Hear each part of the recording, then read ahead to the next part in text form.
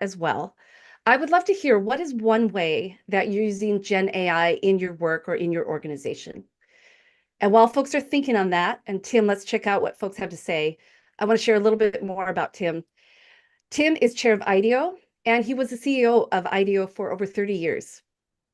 He advises senior executives and boards of global Fortune 500 companies and 100 companies, and serves on numerous boards, including Steelcase, IDEO.org, and he's on the board of advisors for the World Economic Forum.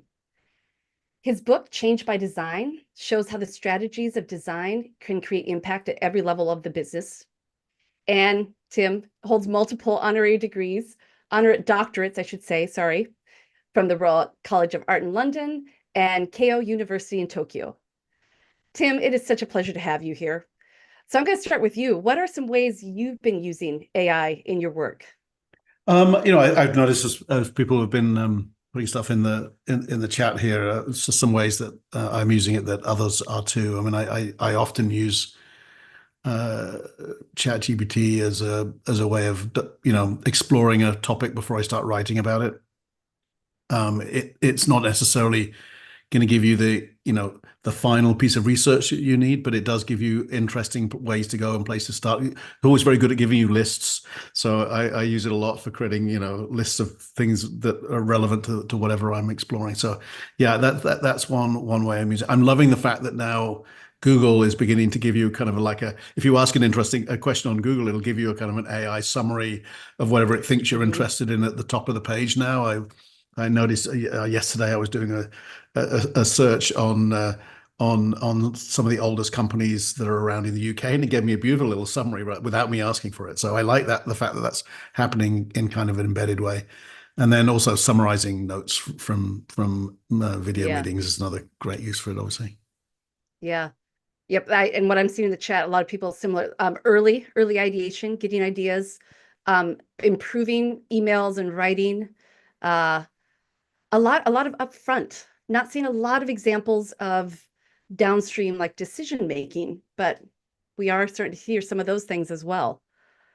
So let's talk a little bit, Tim, broadly before we kind of go in deep in generative AI.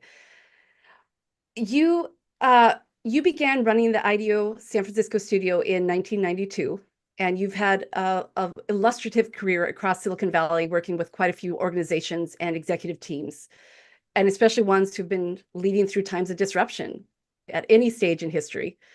What in general is your mindset when you are leading in times of disruption or guiding teams? And has it changed over the years? No, I think it's stayed pretty much the same. And I've got to say it's rooted in my, I think, background as a designer and as a creative person. But my kind of first thought whenever some kind of wave of disruption starts to become a little bit apparent is, okay, explore what it might mean, explore the technology, experiment with it, explore how it might impact people, start to think around whatever that disruption is going to be, knowing that whatever your first explorations are going to be probably out of date within days and weeks, which is why it's important to do it fast and not do big, complicated, lengthy kind of projects, but just do something quick. But yeah, I think explore is the first mindset I mean, assuming it's not panic. I mean, sometimes it's panic, of course, if it's like something really disruptive. But yeah, I think it's explore is my mindset. Okay. So some people talk about, and I've said this too, like I think of disruption as a moment. I've heard you talk about it more as a journey. What do you mean by that? Well, I think it's relatively obvious when you think about it, is that particularly technological disruption. I mean, to be honest with you, even other forms of disruption are really a journey. I mean, the disruption doesn't just happen and then suddenly the world's different. Something changes and then the world changes in response to it. And the way that the world changes there is a kind of a way of thinking about that, which is, I guess, as we learn more and we understand more, so the change takes on different characteristics. You could even see that when COVID happened, right? I mean, the disruption of COVID, yes, there was something immediate, but Then we started to understand how to deal with it. We went from being, oh, totally locked down, not knowing what to do, to starting to do things like, how do we figure out how to protect ourselves? How do we, how do we start working on vaccinations? How do we start dealing with this situation and living with it rather than just kind of reacting to it? So even with a disruption like that, I think it's a journey. But certainly with technology, any new technology is only kind of partially understood when it first arrives in the world, Mm. and is only understood by a very small number of people. And as more and more people understand it, you start to get more and more ideas about how you might use it, and then that journey of change happens. Hmm. I love that. So let's make this tangible. So I understand you have a simple visual. We're going to put it up on screen, and we call this the journey of disruption. And for those of you who are only listen, I'll have Tim talk us through. And so at a high level, we're going to imagine state A and state B for a disruptive technology. And Tim, talk us through what are kind of these broad phases and give us some historical examples of how to think about this journey. Yeah, I mean, one thing I want to kind of give some kind of a thanks to a longtime collaborator of mine, somebody that I worked with who was a client and a partner for a long time, Jim Hackett, who's ex CEO of Ford and before that Steelcase. And he used to think a lot, does still think a lot about these kinds of things. And I learned the whole sort of state A, state B, and how you start to imagine that from him. And then I've sort of maybe evolved it a little bit. But so the shift from state A to state B is one. It's sort of they blend. There's state A and state B both exist together for some period of time, and so that's important to remember. But also state B, which is if the new state, is one that emerges over time. So if we start off with some kind of dominant form, and so I'll use an old historical example to start with. So you think about horse travel, horse and buggy. Horse-driven transportation that we had up until towards the end of the 19th century. And then in the late 19th century, somebody invented, a guy called Daimler, invented the internal combustion engine, and the idea of mechanized transportation started to emerge. And the reason I use this example because it actually created a term that we still use in many other cases today when we look at these disruptions. Those first vehicles were actually called horseless carriages. I love it. They weren't called automobiles or cars. They were called horseless carriage, and they looked exactly like a horseless carriage. They were as though you'd unhitched the horses, taken away that bar that attaches the carriage, but everything else the same. The form was the same, the height, the wheels, the whole everything about it it just had a motor in it. And so that first what I call emergent form of the technology in the kind of mechanized transportation world, that was called the horseless carriage. But then that evolves, and we start to understand what the technology is good for, how it might serve that particular purpose better, how we have other innovations that go along with the original innovation to make it more useful. And so in the transportation world, you might think of the Model T Ford as being the example of an evolved form of that new state B. If you actually look at a Model T, most of the technology we have on cars today existed in the Model T, right? Not everything. Yeah. Obviously, all the electronics and things came later, but the basic fundamentals of a motor car, how it worked, what it did, how it was used, the kind of basic standards of how things worked on it, all were figured out by the time we got to the Model T Ford. And more importantly, the production methods for how you make these things at scale, also a big part of that phase. But it doesn't stop there. We might think of the Model T as being kind of the iconic motor car, and it is. But when we really think about this as a system, then what emerged from that was a whole bunch of other things around it, like the interstate highway system in the US, or all of the gas stations you needed and the auto repair shops, and so eventually you had the mature form of the technology, what we have today. Well, arguably we're going through another disruption today as we go to electric vehicles, but the mature form of that technology was a system, was the whole automotive economy massive economy, right? And there's a big difference between those original horseless carriages, which were these Yeah. little interesting product innovations, and this massive global automotive economy that we ended up with. So, so the disruption takes quite a long time to play Yeah, out. that's what I hear too. It's I quite a mean, scale. it took at least what, 50 years, I suppose, to reach its really mature form. Now it happens faster and faster with modern technology, but it took a long time to play out. And if you think about all of the companies that existed when we got to that Mm. mature form that did not exist at the beginning, and all of the ones that existed at the beginning that didn't exist by the time you go, all of those livery stables and uh, uh, guys that used to walk around the streets cleaning all the horse shit up because otherwise everybody would literally drown in a sea of. In fact, there were articles being written at the end of the 19th century that a limit on society was going to be the problem of how much horse manure was being created by the amount of horse transportation in cities. And of course, that ended up not being a problem. We had other problems Mhm. instead. But anyhow, a huge amount of change over time. Another more modern example, which I think is, Mhm. in the world of software, which happened a lot faster, but that's still just taken quite a long time to play out. If we think of our old approach to communication and think about the traditional post or snail mail, as we like to call it now, and what happened with the emergence of the internet, which was the underlying technological disruption, I suppose. But the way we communicate, and we started off with, again, another version of the horseless carriage at some level. Email looks like snail mail, but on a screen. Has a lot of the same qualities As a as the original, except of course it delivered instantaneously instead of taking hours or days. But I love Uh, even the beginning of email, people would still start with like, Dear Tim, yeah, signed Colita. exactly. Like we would Yeah, do the yeah. same mechanisms. Yep. Hmm. A lot of the culture around it was much the Hmm. same. And then as we started to realize the true potential of electronically based communication, we got to social media and social networks like Facebook, etc. And that massively expanded the amount of communication. And I'm not talking about voice now. We're talking about written, Yep. visual, whatever communication.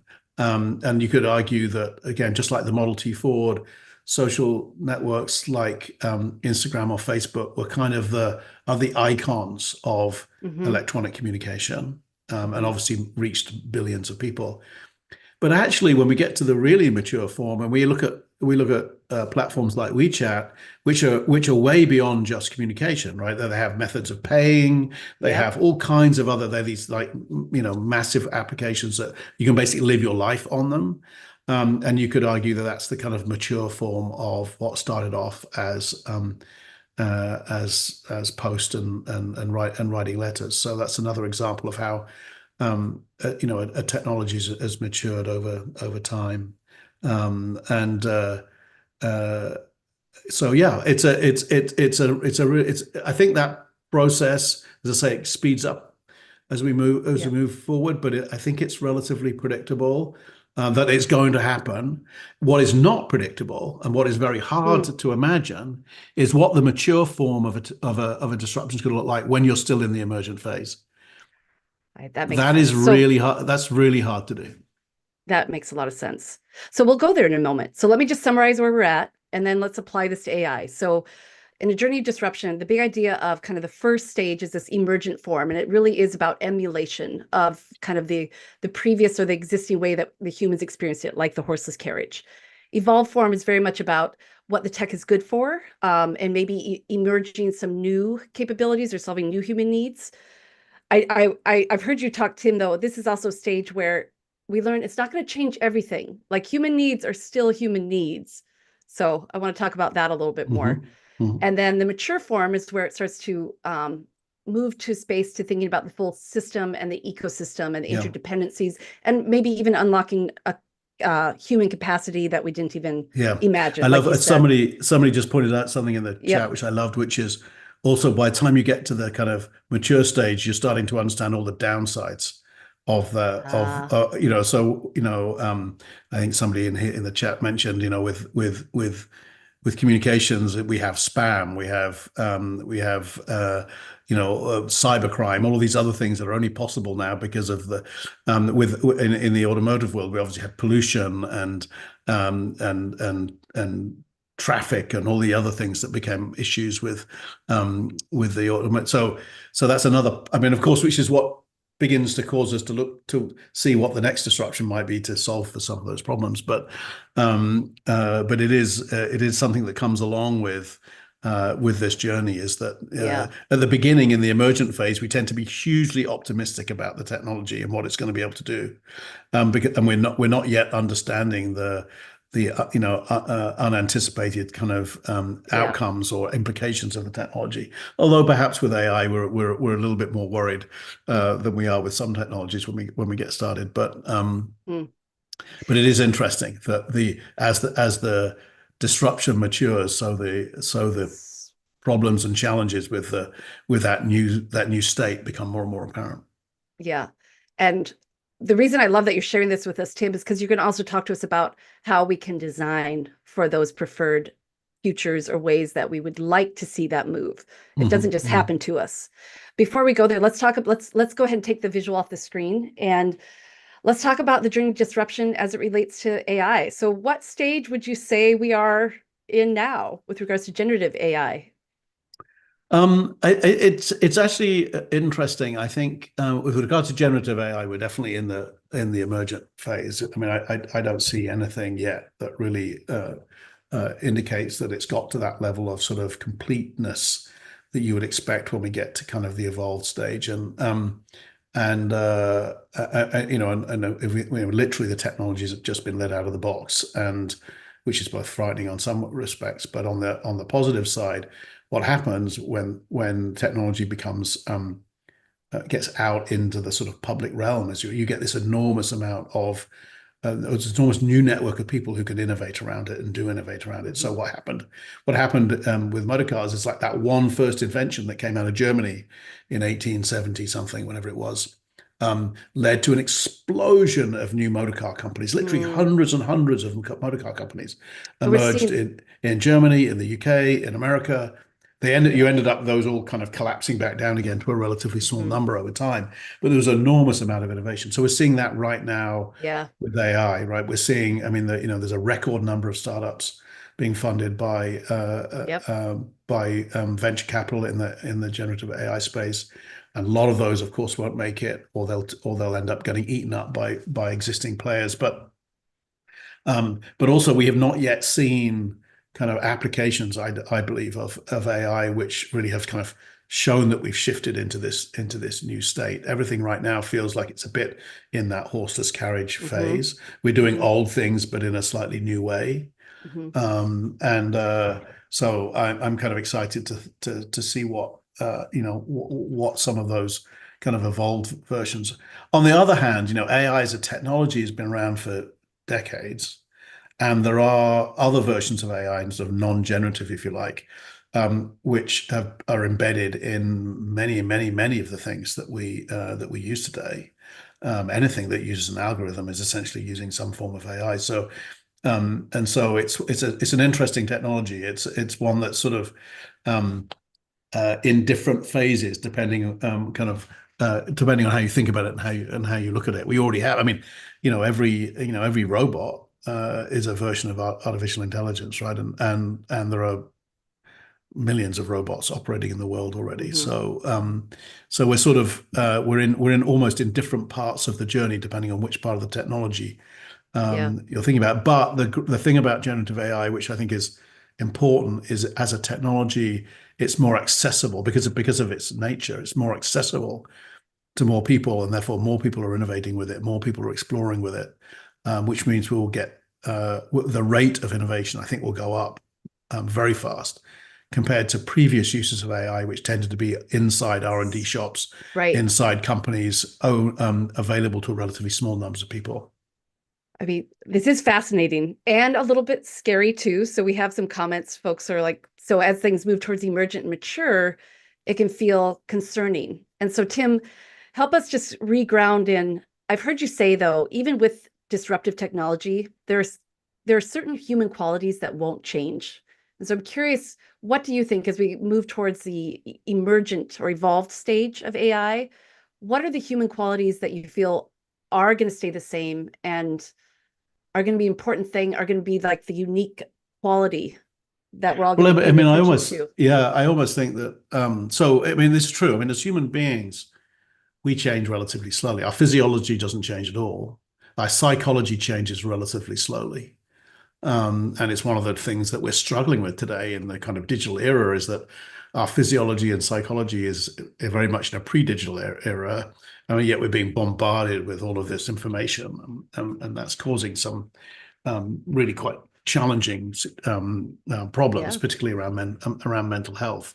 I'm not sure how much AI is gonna serve to help that. It might take some of the kind of um, information overload that we have with digital systems today. It might help take some of that away, which I guess is a good thing. But it also, presents us with other kinds of problems, which are going to have to be dealt with. But the truth is, our kind of the nature of us as human beings does not change that much. So it's always worth going back and looking at those and thinking about, Mm, well, what is going to remain important and therefore will affect how this technology plays out. So one of those love is that. authenticity, right? As humans, because because of the nature of us as a kind of collaborative species, we look to cooperate with others, and trust is very important to us.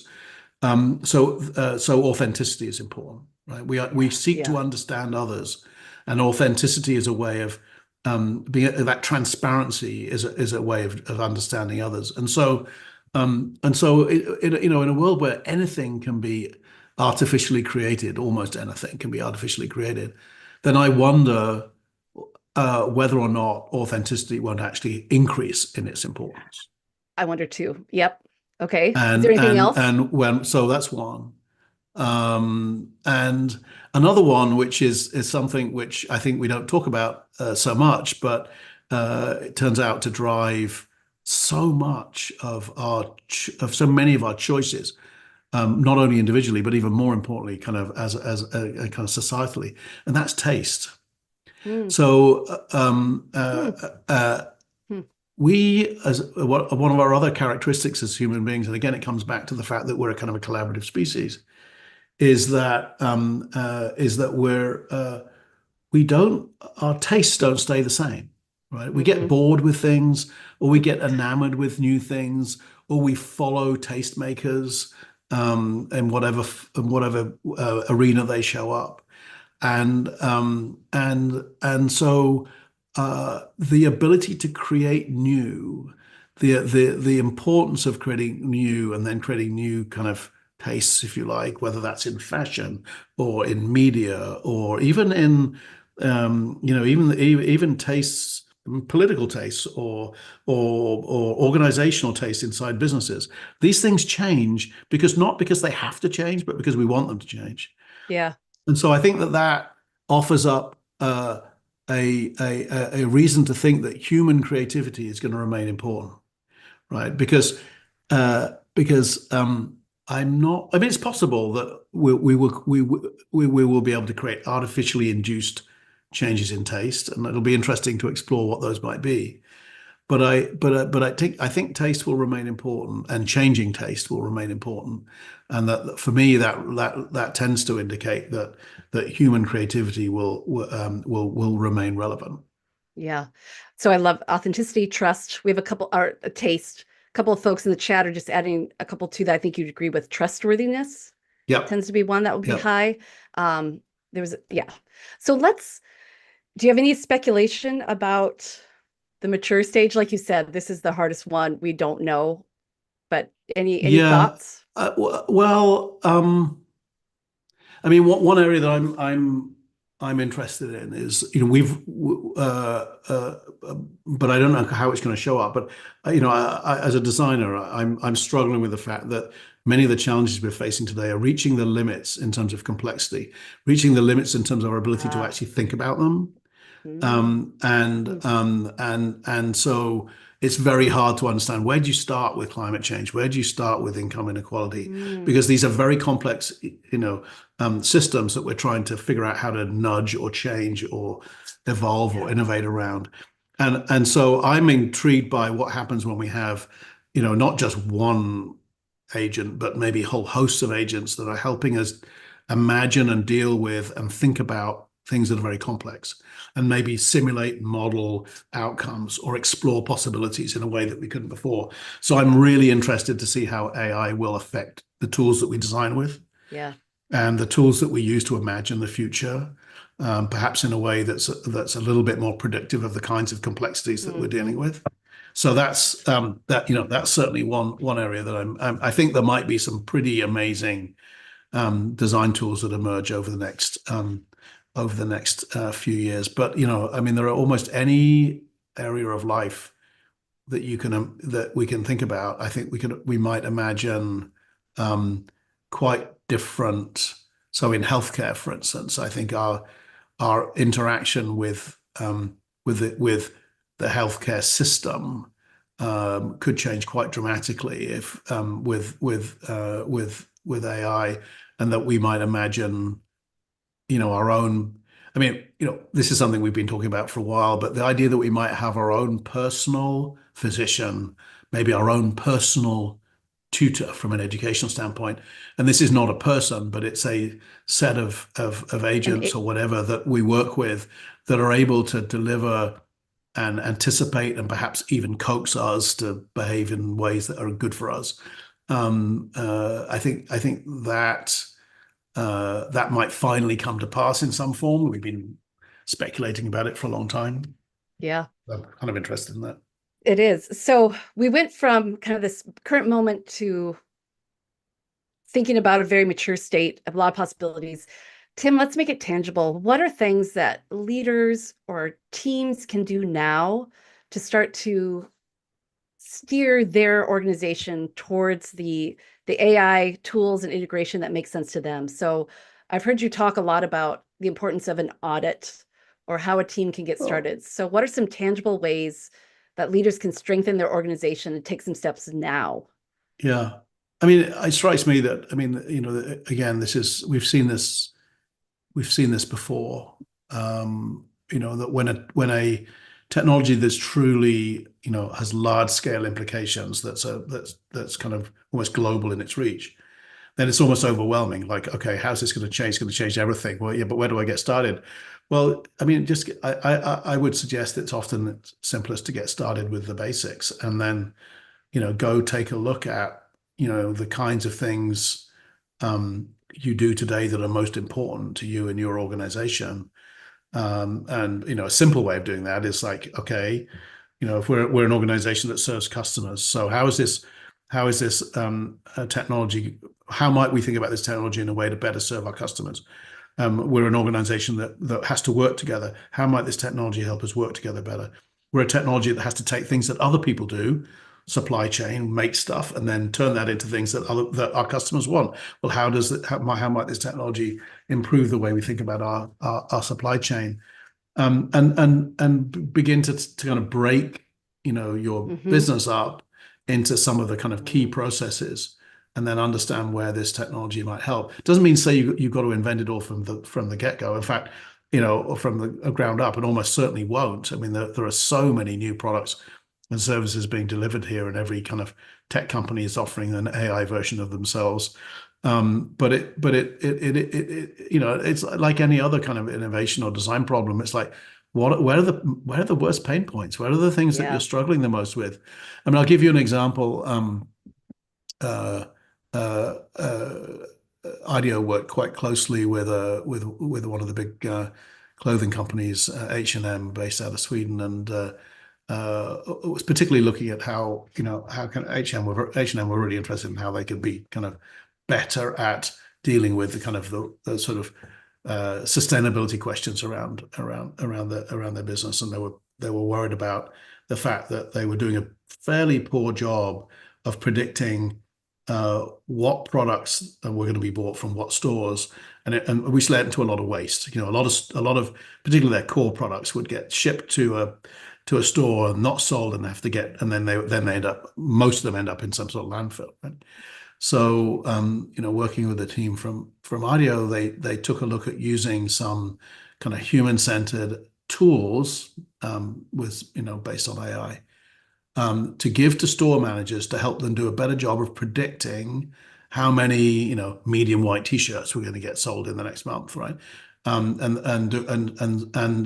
by designing these tools so they were easy for the store managers to use, the improvements in those predictions were remarkable. I think there was something like a 30% reduction in waste and a 25% increase in sales, which is, I think those numbers are about right. Phenomenal. That is.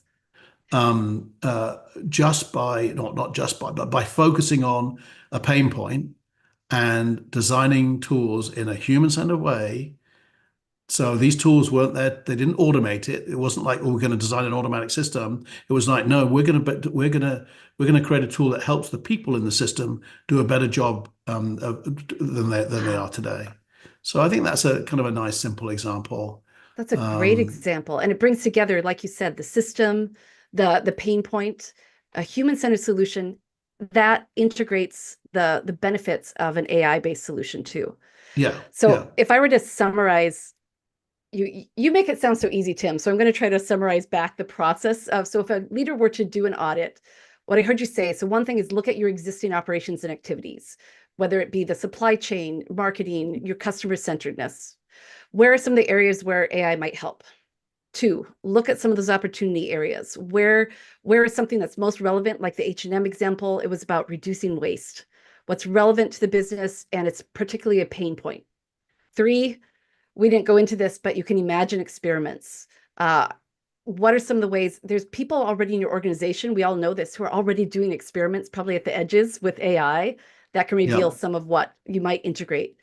And then you made it sound so easy, but the most important thing is making choices. You said there's so much more that people could do. It's about what are those 1 or 2 pain points that you really want to hone in on. Anything else? I mean, in some ways, the creative bit is actually finding the pain points, right? I mean, and that's by, and often that's by really looking, right, and being really curious and really observant about where the real pain points are in your system. That's often the clever bit. Once you've identified the pain point, and then now we have a new whole toolbox of possible things we could tackle it with, and then that's not so. I mean, it's that requires some creativity and some technical knowledge, but I think the place to really focus on is like, where are the pain points? Yeah. Where are the things that aren't working so very well today? And as people are listing in the chat, there's a never-ending list of things that aren't working very well today. So let's take it to a whole other space, and then we're going to move to questions. So Tim, we went deep in kind of pain points of today. Another approach you use as a leader often, I've heard you talk about this, is imagining a future. So the importance of imagining the future you want rather than the one we might get. Can you explain why is it so important to imagine and think much further into the future, especially in this context? And how do you do that? Well, there's a couple of things that's worth saying. One is, the future is going to happen, right? We hope anyway, unless something really disastrous happens. And I mean, do we want that future to be something that we just get? Or do we want that to be a future we actually intend, or in some way we can guide, or that achieves some things that we desire it to achieve? So do we want to be kind of proactive and active in the future, or do we want to be passive? I mean, I think it's really important to think about that. The other thing important to remember is that we cannot predict the future because we always get that wrong.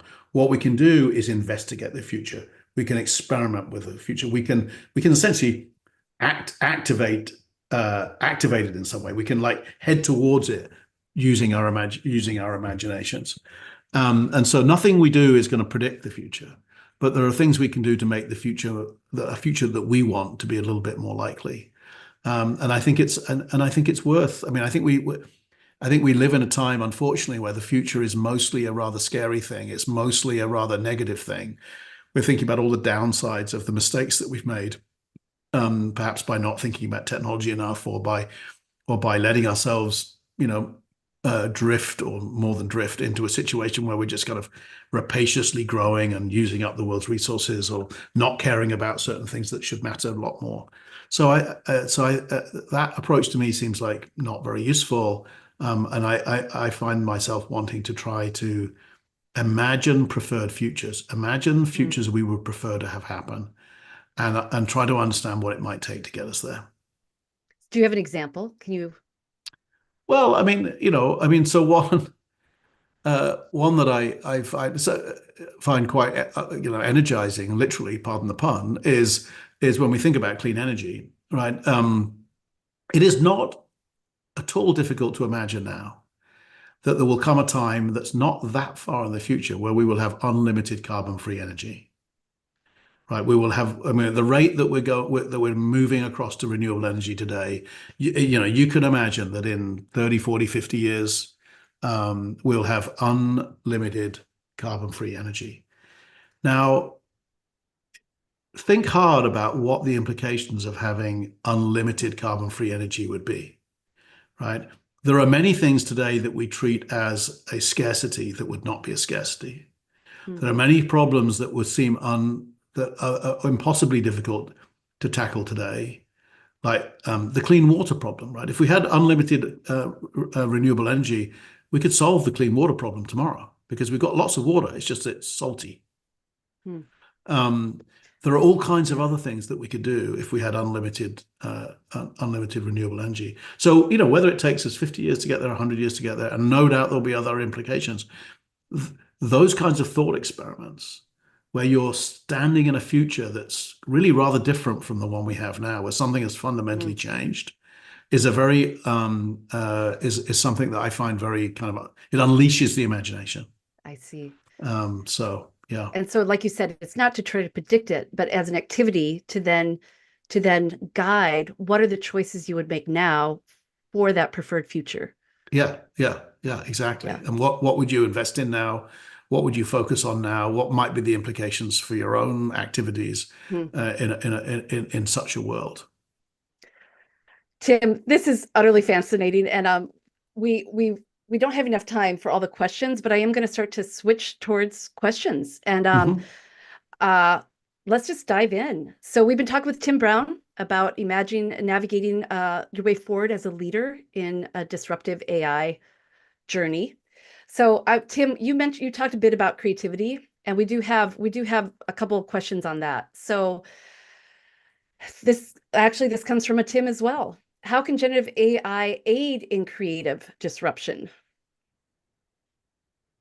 Well, I mean, I think we're going early. We're only just starting to see AI being built into creative tools, but we are starting to see it. I'm excited about there are a lot of people have a lot of really interesting ideas, but they don't know how to express them. And Yeah. that's often the kind of the first step in a creative process. Like, how do I get an idea that's in my head out in such a way that other people can understand it and use it?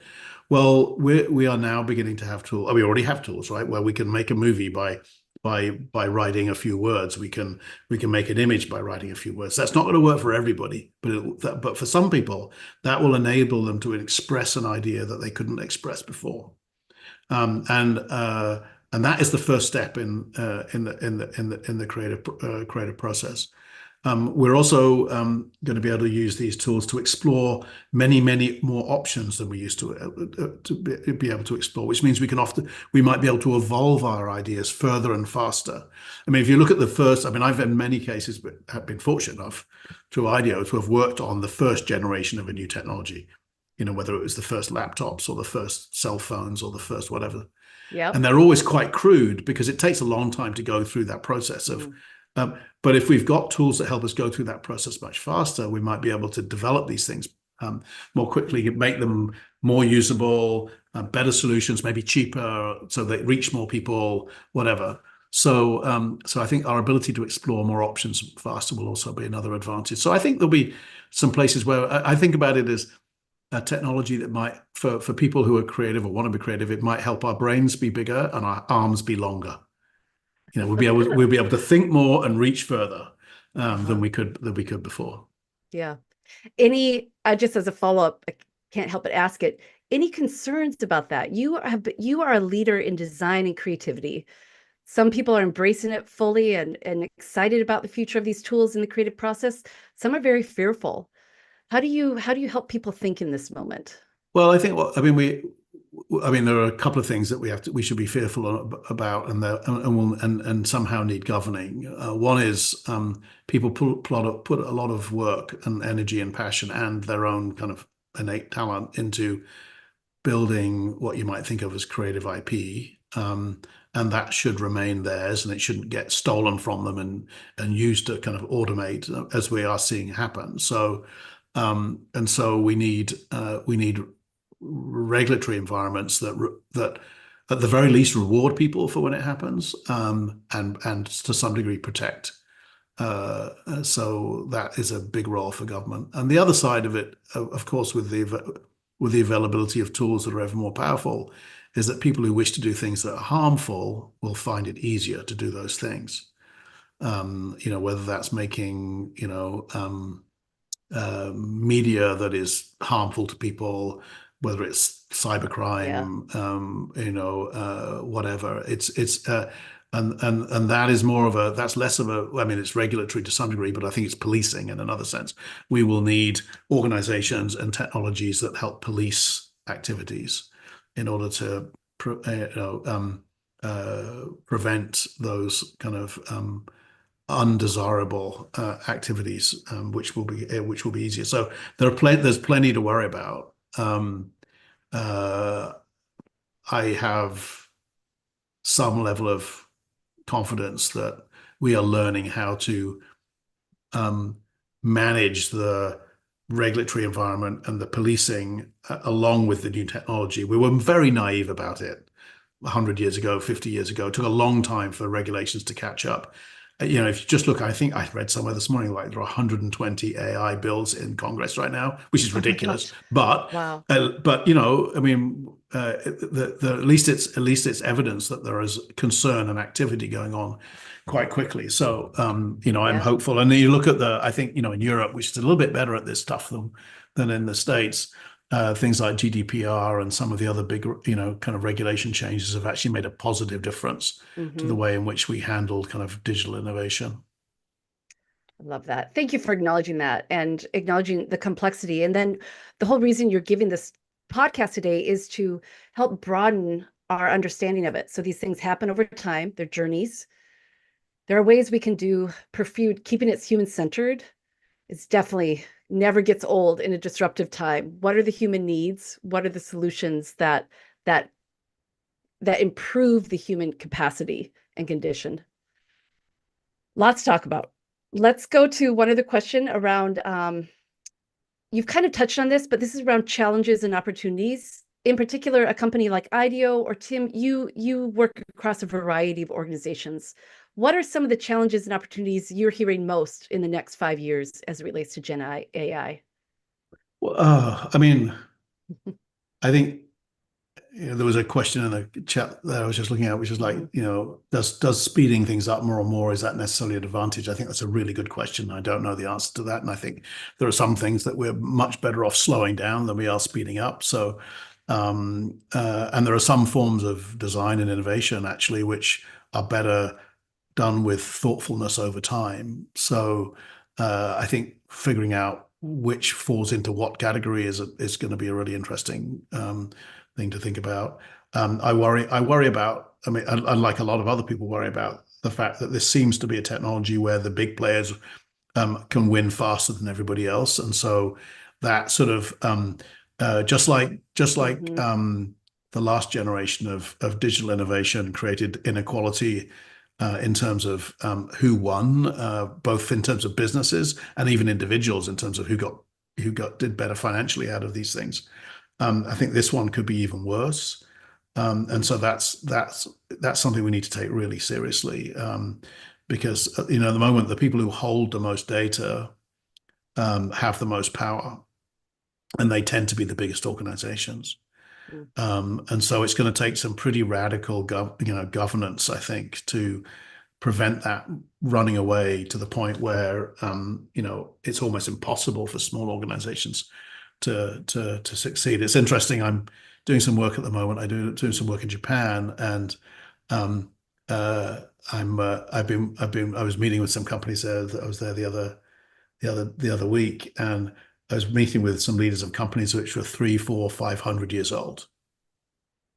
Yeah. And one of the characteristics of those companies is that they'd moved slowly with great depth, but they had moved slowly. So I wonder what the slow business movement looks like, or the slow society movement looks like in the face of this technology. Fascinating. Well, we'll find out, won't we? We probably won't be around for it, but Maybe not. Maybe maybe not. not. So I have one last one. So you went big into political systems and governments and regulation. Let's go down really small to individual teams. So Kenneth has a question. I found that AI can brainstorm in many ways. It's way better than getting stakeholders together, but we're missing the collaboration perspectives. Any thoughts on the best of both? Oh, I think I think brainstorming with AI, but with other people at the same time. I'm not sure.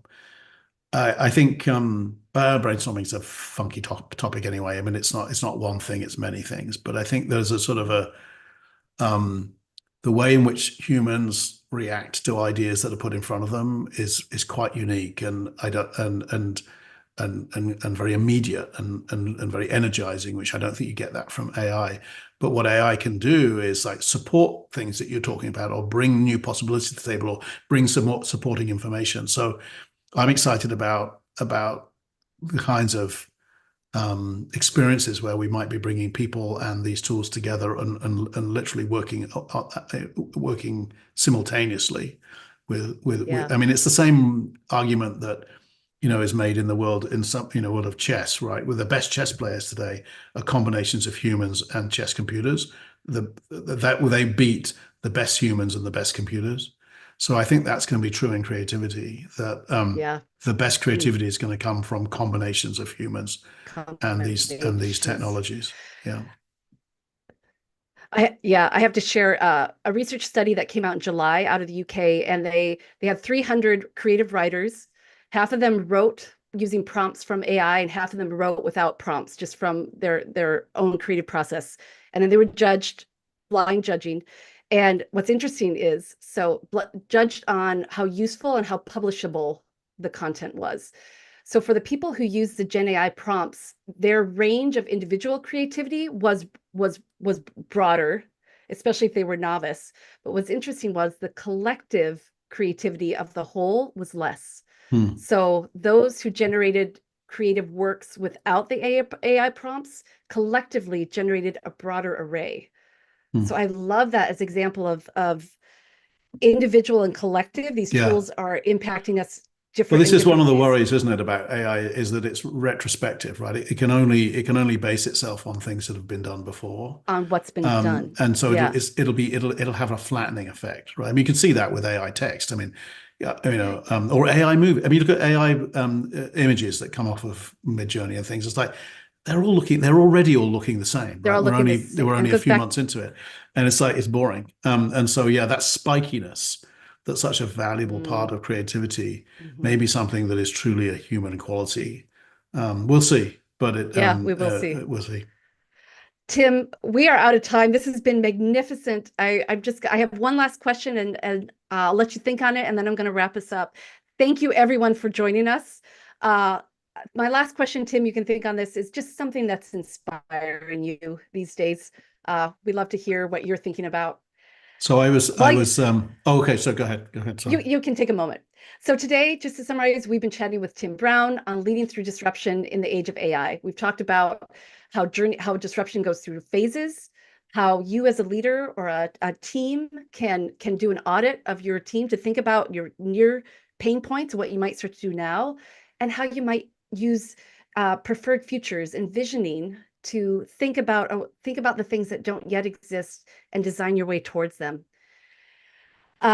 If you want to dive deeper into topics of AI, I do have something for you. I encourage you to check out IDEOU's new AI workshop series. So this is an exclusive series of live workshops, and we cover how to harness the power of generative AI to enhance idea generation, research synthesis, and prototyping. These workshops are available for individual purchase to anyone who enrolls in one of IDEOU's September cohort courses, like Tim Brown's Leading for Creativity. These are going to be open until September 26th, and I'm going to put the link in the chat. You can learn more at ideou.com/AI workshop. And a quick reminder for those of you curious about IDEOU, I'm going to stay on and joined by another team member from IDEOU for about 15 minutes, and we'll answer any of your questions. We'll take a break from Tim and then come back on live. But with that, Tim, I would like you to take us home. What's something that's been inspiring you? So I mentioned I've been in Japan a bit recently, and I was there just a few weeks ago, and I was visiting a lab in Kyoto where they were experimenting with AI technologies and robots to help recreate some of the crafts that are dying out in Japan because people no longer want to, whether it's making woodcuts or making the very fine screens that they use inside traditional Japanese buildings. And so what I loved about it, one was that this was physical, right? These robots were doing physical things. They were handling clay and all this kind of stuff, which is a kind of normally we think of as a messy process. But it felt like it was sort of AI and craft coming together in a sort of interesting way. And I don't know where it'll go ultimately, and it may lead to some whole new crafts, which are also interesting. But I just found it very inspiring to see the sort of latest computing technology coming together with these very traditional, kind of old and physical activities. So I was excited to see it. I'm excited that this kind of work was going on. And so, yeah, it was fun. It's beautiful. As always, thank you, Tim, for joining us. I always appreciate your perspective, and many of us here are leaving a little lighter and a little more inspired about how we might think about these tools in our future. So thank you. And thank you, everyone, for joining. Thanks, Co. Thanks, everybody. Thanks. It's been really fun to spend time with you. So we're gonna shut down the screen. We'll take a 1-minute break, and feel free to peel off, Tim, you included. For those of you, if you have questions about IDEOU, we'll start this back up in 1 minute and answer any of your questions. Feel free to put them in the chat. And I will say we'll be focusing on questions that are broadly relevant. So go ahead and start to think about that. And for those of you who want to stay on, we'll see you in 1 minute. For everyone else, thank you. Enjoy your day. Bye.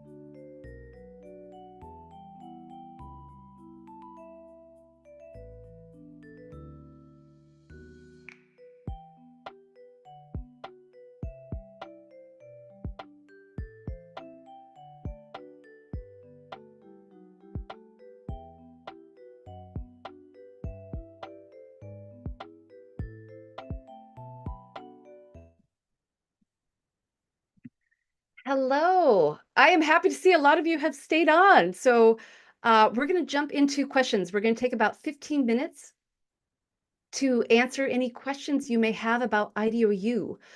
We're asking things that are broadly relevant. If you have a specific need, of course, we have a support team happy to help. And you can email them directly at hello@ideou.com, and they'll be happy to support you. I am joined by a fabulous colleague. I want to introduce Jess Lura.